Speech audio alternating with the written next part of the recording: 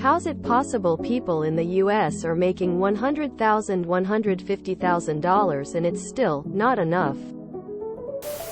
Cost of living wildly varies in the US.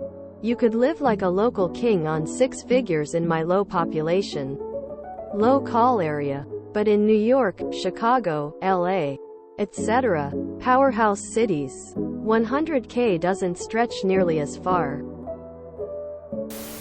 You live in a city like NYC, LA, or Seattle and the cost of living is insane. Massive generalization. Jobs that pay this well tend to exist in expensive areas. I can see how someone making $125K with kids in NYC would legitimately struggle. But you'd be a very rich man in my little town. Where I live, to rent a 3-bedroom house costs about $3,500 per month. If you assume mom and dad both have a car and car insurance. Assume a family cell phone plan. Electric and gas bills. Gas for the car. Assume a normal amount of credit card debt and assume a normal assortment of medical expenses and assorted media payments. Then add groceries for a family of 4. Plus some dental, orthodontist, medical costs for the kids. You're up to needing about $6,000 a month just to break even. $6,000 per month is about what you'll make after taxes if you earn $10,000 per month, which is $120,000 per year. So that's about the break-even point for a middle-class family of 4. Everything's getting more expensive, but the biggest thing is rent. Just Google what's available in any major city and you'll see how bad it is. Single mom of 3. Sonoma County. Rent with no utilities going for over $3,000. When my landlord passed a rent increase onto me that brought my rent to $3,650. I balked and gave up lease figuring I would find something. Oops. Now can't find a place. Seems new market rate. Now paying a hotel what rent was and my things that are important are in storage. Stopped tonight and bought clementines, crackers, chicken, Parmesan cheese and some Kalamata olives and WTF almost $80.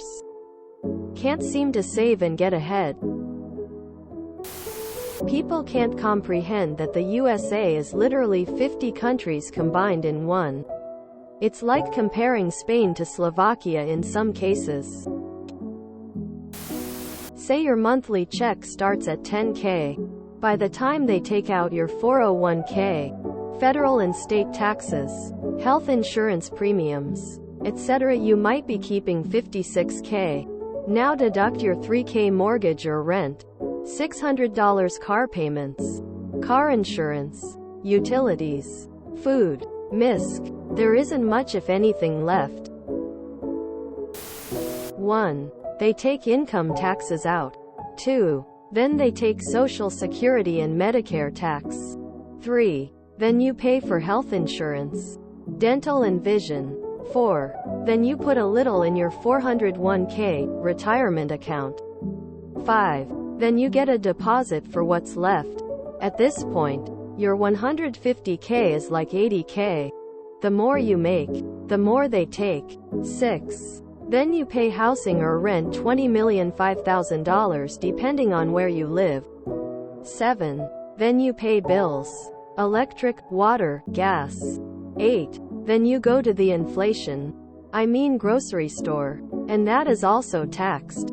9. Then make your car payment. 10. Then you buy gas, also taxed. 11. Then a child gets sick, or the car needs repairs. Life. 12. Then you have nothing left. 13. Then you try to send a child to college and go in debt. Wage increases never keep up with inflation, assuming you get a raise. In high cost of living areas it doesn't feel like very much. Annual income £20. Annual expenditure $19.19 and 6. Result happiness. Annual income £20. Annual expenditure £20 odd and 6. Result misery. Charles Dickens. David Copperfield. Depends where you live. Well, where I live most people are living comfortably on less than $50K. I just took a trip to NYC and I can vouch and say $100K isn't going very far there.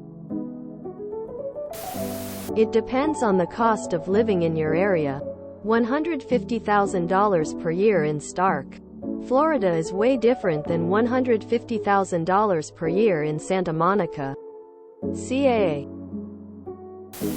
HCOL areas are definitely a factor, but also the idea of what our standard of living should be.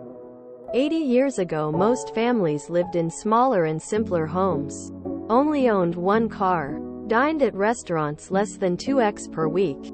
They didn't pay for updated electronics, internet, frivolous online shopping, and there were just fewer places to easily dump cash. At least in America now. A bigger and nicer home. One car for every driver in the home. Regular dining out. Replacing cell phones every 2 years and monthly cell and internet service, as well as many other things are seen as a bare minimum. Cost of childcare is extremely expensive. For some people it's almost as much as what they get paid to go to work. Healthcare is not cheap, and even with employer-provided healthcare, it is often not 100% covered. For example, working at a FAANG tech company, I had to pay $600 per month to get the coverage I needed for my family. Employer paid another portion. Then there is where you live also costs $. So if you want to live close to the good-paying jobs, you'll also pay a ton for rent or mortgage. Then where you live determines the quality of the school your kid goes to, and that affects if they can even get into a good college. Oh, and college. Most Americans that are recent grads have loans to pay back. So unless you have multi-generation inherited wealth, it is really difficult. After taxes, it's much less than that. Then you got bills to pay. Frankly, a lot of people simply don't have the ability to budget and live within their means, and feel the need to signal success by showing off having expensive things. If you tie up your feeling of self-worth into having the latest iPhone and fancy new car and big house, you're always going to be trying to catch up to what you already spent. The way we talk about money is different.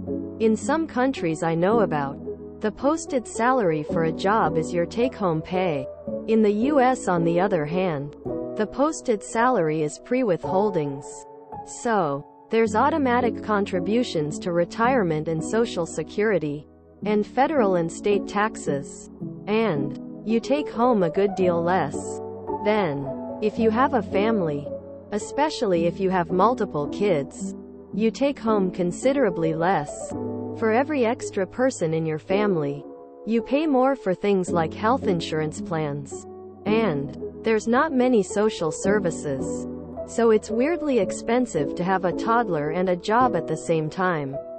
But then when the kid gets older and they need dental care or regular transportation, it's not like they can just hop on the train. It often involves an extra car and extra car insurance, etc., etc. Lastly, housing is very expensive compared to most places.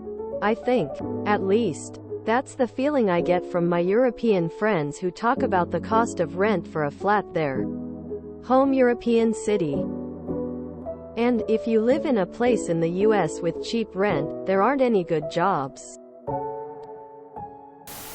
In HCOL areas, if you use your own childhood middle-class upbringing as standard, yeah, quite possibly, housing swallows an astonishing % of income, especially if you want to live in a good school district. If you have young kids, childcare can eat most of a second salary. Healthcare is another huge expense and source of financial uncertainty. You're likely paying your own student loans or trying to save $, so your kids don't have that burden. Having a pet is far more expensive than it used to be.